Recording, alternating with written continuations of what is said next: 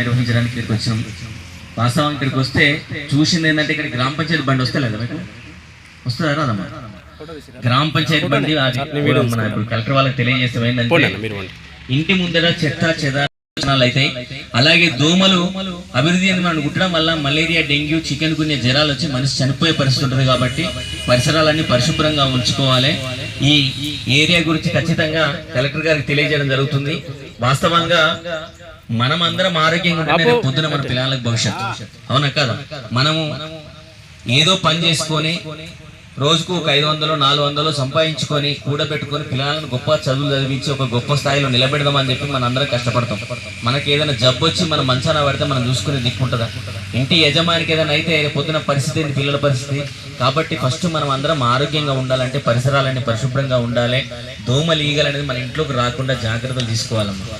అయితే ఇంకొక ముఖ్య విషయం ఏంటంటే ఈ మధ్యకాలం లోపల పిల్లగాళ్ళు డ్రగ్స్, గంజాయికి, నల్ల మందుకు, మద్యపానానికి, వ్యసనాలకు అలవాటు పడి మాదక ద్రవ్యాలు సేవించి వాళ్ళు ఏం చేస్తుందంటే విచ్చలవిడిగా మర్డర్లు, మానభంగాలు, దొంగతనాలు, దోపిడీలు చేసి జైలు జీతం గడపడం అన్నా లేకపోతే వాళ్ళు ఆత్మహత్య చేసుకొని చనిపోవడం అంటే మానసికంగా వాళ్ళకి ఏంటంటే ఏం చేస్తున్నామో తెలియని పరిస్థితి.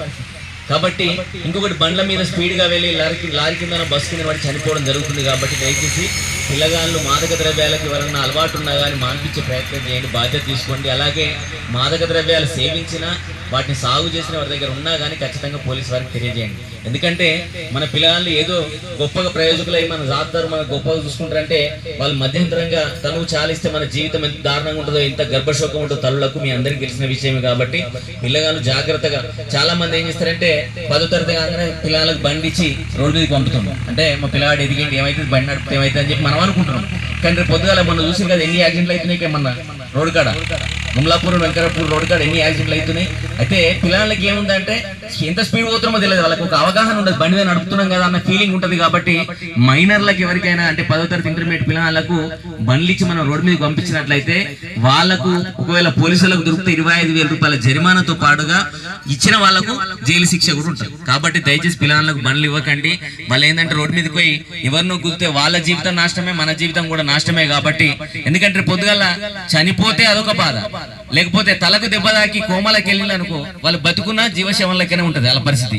జీవితాంతం వాళ్ళకి సఫర్లు చేసుకుంటా మనం అంటే వాళ్ళకి బాధపడుకుంటూనే ఉంటాం. కాబట్టి దయచేసి పిల్లలకు బండ్లు ఇవ్వకండి, వాళ్ళను బండ్లు ఇచ్చి రోడ్డు మీద పంపించండి. ఇంకోటి పంపించకండి. ఇంకొక విషయం ఏంటంటే మనం ఎటన్నా ఊర్లోకి వెళ్ళినా కానీ మనం పెద్దవాళ్ళు కానీ ప్రతి ఒక్కరు బండి మీద వెళ్ళేటప్పుడు ఖచ్చితంగా హెల్మెట్ ధరించండి. హెల్మెట్ ధరిస్తే ఏంటంటే రేపు పొద్దున మనకు ఏదైనా అనుకోకుండా యాక్సిడెంట్ జరిగినా తలకు దెబ్బ తగలకుండా ఉంటది. కాబట్టి హెల్మెట్ పెట్టుకోకుండా కానీ ఇప్పుడు ఖచ్చితంగా జరిమానాలు విధిస్తారు. కాబట్టి హెల్మెట్ ఖచ్చితంగా ధరించాలి. ఏదైనా పెళ్లిలకు, పేరెంటాలకు పోయినాక ఇక్కడ దావతులు అయినా కానీ మన వాళ్ళకి చెప్పండి, అక్కడనే ఉండే ఆ నైట్ అక్కడనే ఉండి రావాలి. కానీ ఆ నిశా లోపల స్పీడ్గా వచ్చి దేనికన్నా గుద్దుకున్నా కానీ ప్రాణాలు పోయే పరిస్థితి ఉంటుంది. కాబట్టి దయచేసి ఈ విషయాలన్నీ తెలియజెప్పడానికి ఇక్కడికి రావడం జరిగింది. దీని మీద మిత్రుడు మలిగి రాజేంద్ర గల లోపల ఒక మంచి పాట వింటారు.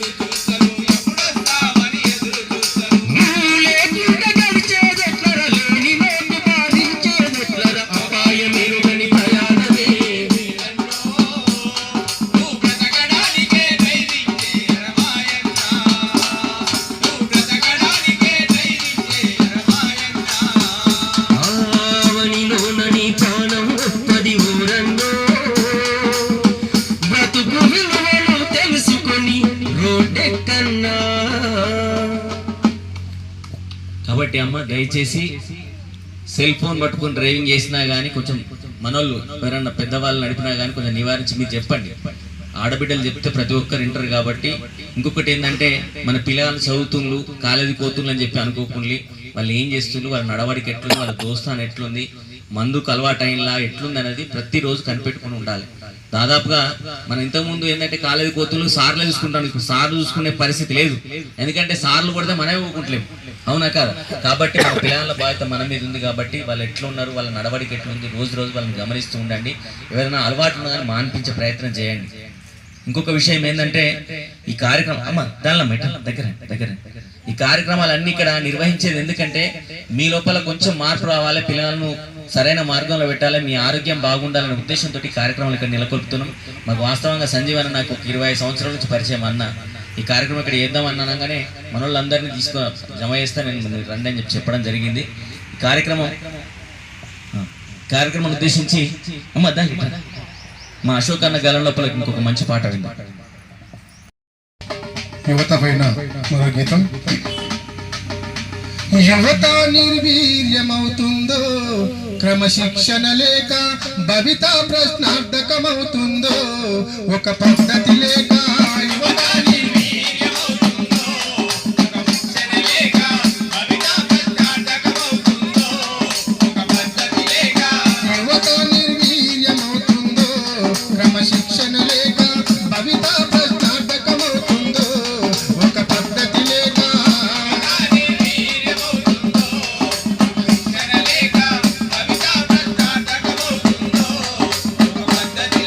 పాలు పెరుగు సమృద్ధిగా తాగే పల్లెలోని మన యువకులు నేడు కల్తీ మందు కలవాటి పడిరి మరి మందు దొరకక లొల్లి చేయుచు.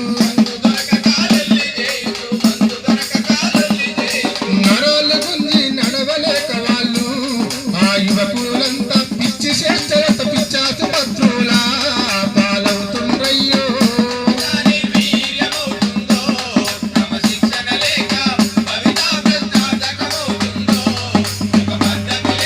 పల్లికాయలను పచ్చి మొక్కలను లెక్కలేయక నవతరమంతా పిజ్జాలంటూ బర్గరులంటూ ఫాస్ట్ ఫుడ్లకు ప్రాణమిస్తారు. పానుపరాగు గుట్టకలవలు తెచ్చే మన పల్లెల్లోకి క్యాన్సర్ రోగం కబలించబట్టే మన పల్లె ప్రజలకు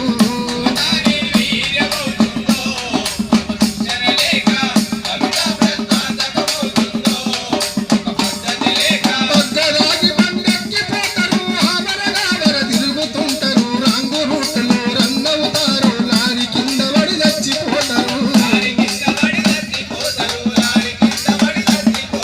బగ్గరాగి బండెక్కిపోతారు, ఆవరగావర తిరుగుతుంటారు, రాంగు రూట్లో రన్నవుతారు, లారీ కింద పడి చనిపోతారు.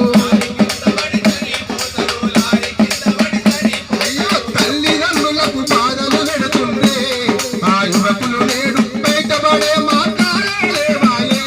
గంజాయి తాగిందంటే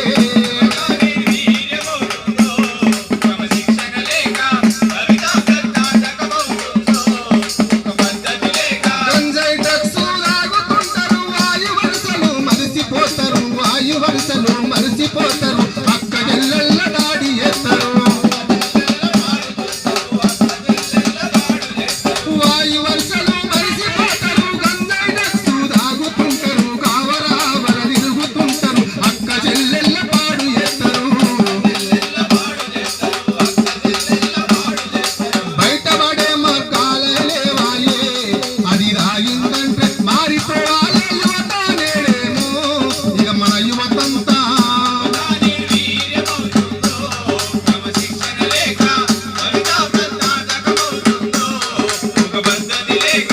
యువత నిర్వీర్యమవుతుందో, క్రమశిక్షణ లేక భవిత ప్రశ్నార్థకమవుతుందో, ఒక పద్ధతి లేక